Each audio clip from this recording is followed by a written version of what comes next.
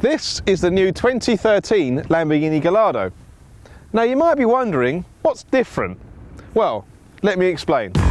Lamborghini has given the car a minor facelift to keep it looking sharp in this, the last year of its life before an all-new replacement arrives next year. Styling changes include triangular treatments at the front to mimic the look of the Aventador and some similar updates to the back. The car also gets some new alloy wheels.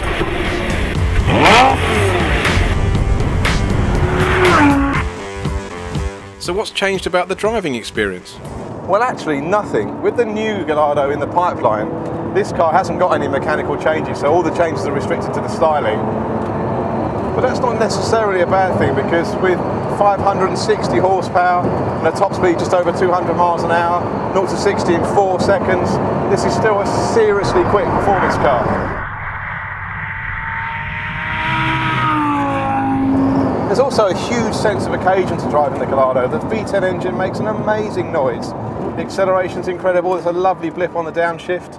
But the gearbox is one of the small negatives to this car, one of the areas where it shows its age, because it's a single clutch gearbox, and even in its raciest, coarser mode, it's not as fast or as smooth as the double clutch gearboxes that you get in the McLaren or the Ferrari.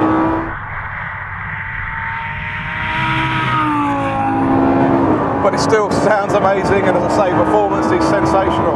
Through these high-speed corners here on the track, body control's amazing, there's lots and lots of grip. A decent amount of feel through the steering.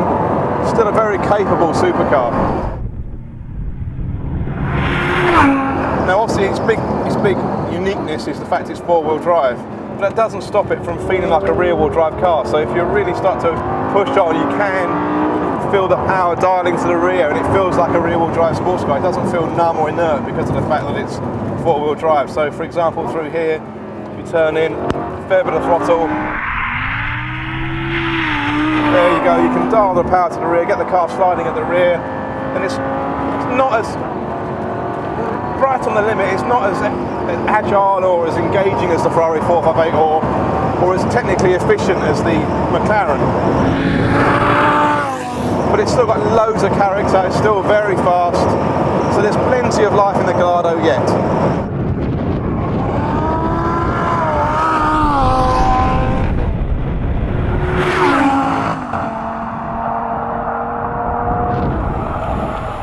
So if I was lucky enough to be in the market for this sort of car, would I consider a Gallardo? Well, there's no question the new McLaren 12C and the Ferrari 458 Italia are more advanced and dynamically superior to the Gallardo. But this car is a lot cheaper, and it's still very, very fast, it still turns heads, and there's a huge sense of occasion to driving it. So for many people, this car still ticks all of the supercar boxes.